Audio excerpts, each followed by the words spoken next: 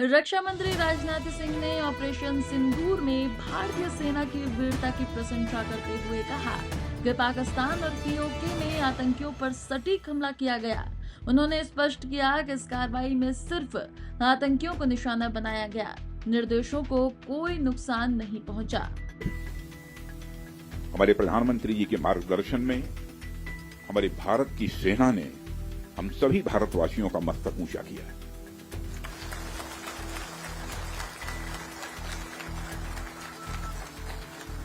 इसलिए मैं चाहता हूं कि एक बार अपने स्थान पर खड़े हो जाएं और मैं नारे लगाऊंगा।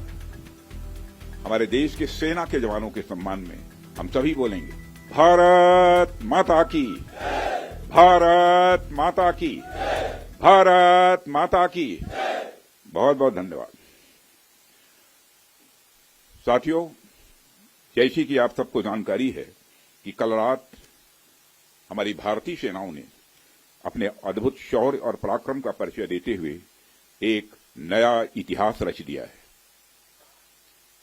साथियों, भारत की सेना ने सटीकता, सतर्कता और संवेदनशीलता के साथ कार्रवाई की है। हमने जो लक्ष्य तय किए थे उन्हें ठीक समय, तय योजना के अनुसार सटीकता से उन्होंने ध्वस्त किया है और किसी भी नागरिक ठिकाने, सिविलियन पॉपुलेशन को जरा भी प्रभावित न होने देने की संवेदनशीलता भी हमारी सेना ने दिखाई है।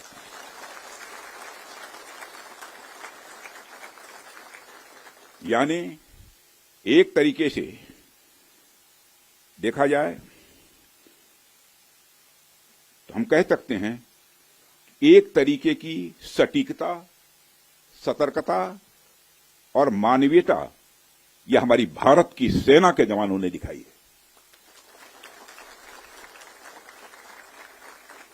जिसके लिए मैं हमारे सेना के जवानों और अधिकारियों को पूरे देश की ओर से मैं साधुवाद देता हूं और सेना को संपूर्ण संबल प्रदान करने के लिए अपने प्रधानमंत्री माननीय नरेंद्र मोदी जी को भी मैं साधुवाद देता हूं।